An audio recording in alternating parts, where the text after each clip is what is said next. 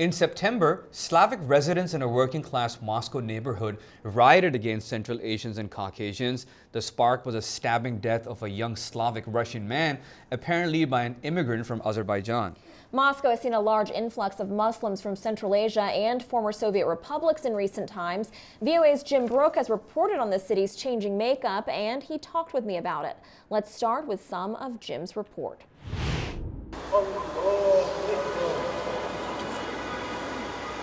Moscow now has about 2 million Muslims, more than any other city in Europe. So when the faithful gather Tuesday for the start of the Eid al-Adha holiday, tens of thousands of men unroll their prayer mats on the gray asphalt of Moscow's streets. Last year, they prayed outside in rain and snow. A new, expanded Moscow Cathedral Mosque is under construction, but it is only one of 4 mosques in all of Moscow. Abdul Bari Sultanov is a Russian Muslim from Tatarstan, a historically Muslim region. Certainly mosques are needed. Mosques are needed in each micro-district, as well as madrasas, schools, imams, so that people would be morally prepared for meeting their God. While the Russian Orthodox Church is building 200 new churches around Moscow, new mosque projects never win building permits. So, Jim, Moscow, as you reported, has the most Muslims now of any European city. Now, you've been living in the Russian capital for years. How visible is this population? Well, the Russians would like to pretend they're just guests, that they really don't exist. They're wearing orange jackets and sweeping up the parks, sweeping up the leaves.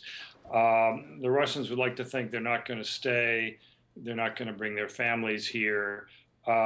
So we see the faces, and a lot of Russians complain that the face of Moscow has changed. It's become much more Central Asian because of these huge numbers of guest workers from the south. So you say that the belief among Russians is that they won't stay, but what's the reality? The reality is that Moscow will probably follow what we've seen in London, Paris, and Berlin, and that guest workers come, and eventually they put down roots. They may take out second citizenship. They'll get married, they'll have children, their children will be in the school system. And that's where I think we're heading. But this is a very beginning process for the Russians, so they're still in denial. Right, and in your reporting, you do talk about the concerns that Russians have about Islam potentially taking over the country. Now, what's at the root of these concerns? Well, I think there's 2 things. There's a demographic insecurity, because the Slavic Christian population is not reproducing very fast compared to the Islamic South.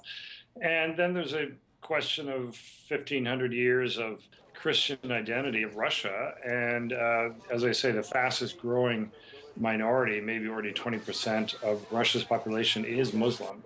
So there's that edginess there. And these efforts, you showed in your piece, the mayor of Moscow saying that there will be no new mosques built in Moscow. So these efforts to sort of stifle Muslims, how sustainable is this? Good question, Alex. Once again, I think the Russians are in denial. They believe that there are 2 million guest workers here that are just going to go home at some point. And many of them do go back and forth. But many of them are going to stick around. And to have one mosque for 500,000 Muslims is a pretty outrageous ratio. So they're going to have to allow more mosques. But right now, they will close down what they call illegal prayer rooms. So there's a real religious repression against the Islamic faith in Russia's capital. Anything else that you can tell us that would help shed light on the issue and sort of the clashes that we're seeing now between Muslims and non-Muslims in Moscow? Well, there's very little talk about building bridges, about tolerance, about trying to come to grips with the fact that Russia is not a nation state. It is historically an empire, a federation, and there have long been minorities.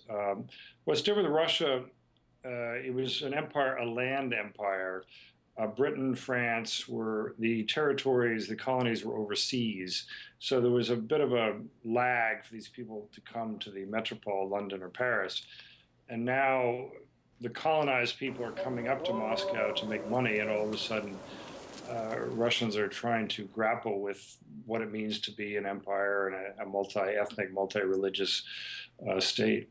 And our thanks to VOA Moscow correspondent Jim Brooke. Now, Imran, it doesn't look like this culture clash is going to be going away anytime soon. Jim says Russian politicians have called for measures to ban apartment sales to foreigners and impose visa restrictions on migrants from the southern Muslim nations, which, interestingly enough, a generation ago were actually part of the Soviet Union. All I can say, Alex, is so unfortunate.